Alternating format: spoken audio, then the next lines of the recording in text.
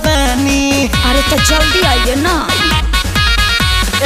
लड़े नजरिया तो लड़ने दो रानी। हाँ। कुटी पर चढ़ने दो जागल जवानी।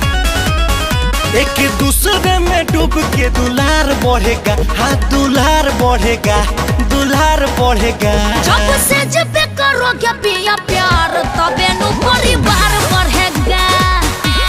ए जी सुनिए ना, हो जब से जब करोगे पिया प्यार तबे नु परिवार बढ़ेगा।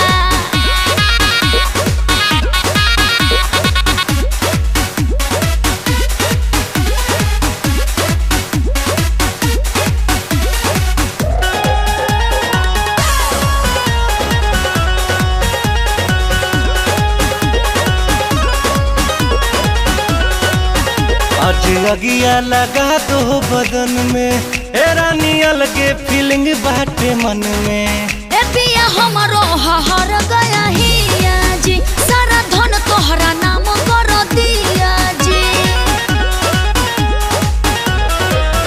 आज अगिया लगा दो बदन में, ए रानी अलगे फीलिंग बाटे मन में। ए पिया हमरो हर गया हिया जी, सारा धन तोहरा नाम कर दिया जी। आडिटी को रहने पे पेटी का आकार बढ़ेगा। हाँ हाँ आकार बढ़ेगा, आकार बढ़ेगा।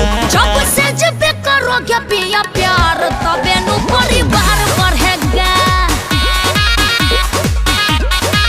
हो जब से जब करोगे पिया प्यार तबे नु परिवार बढ़ेगा।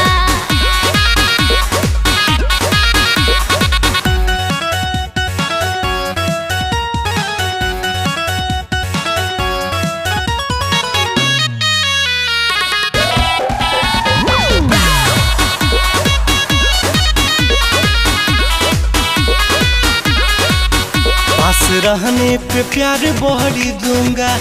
अब तोहरे में डूब के रहूंगा। बोलो बतिया से कबले लुभाओगे, जाने कहिया ले फोरा उठाओगे। पास रहने पे प्यार बढ़ी दूंगा।